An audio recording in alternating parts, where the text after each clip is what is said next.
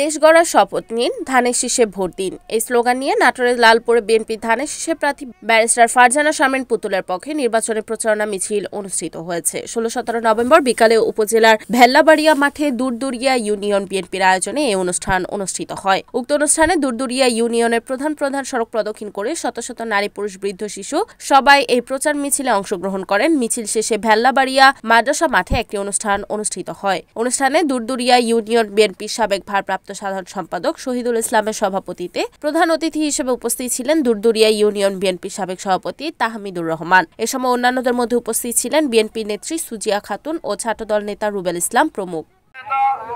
নাটোর ইতিহাসের প্রধানমন্ত্রী তার সুযোগ্য কন্যা ব্যারিস্টার ফারজানা শারমিন পুতুল কতিপয় সন্ত্রাসী এবং ষড়যন্ত্রকারী আজকে বয়ে বেড়াচ্ছে।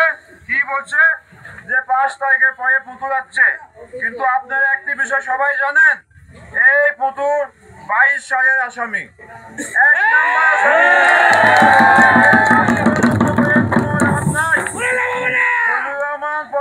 ইন্তেকালের পরে 2016 সাল থেকে ফারজানা শারমিন পুতুল সবসময় চাঁদপুর থানার বিএনপির নেতৃত্ব প্রদান করছেন তথা সারা বাংলাদেশের নেতৃত্ব প্রদান করছেন।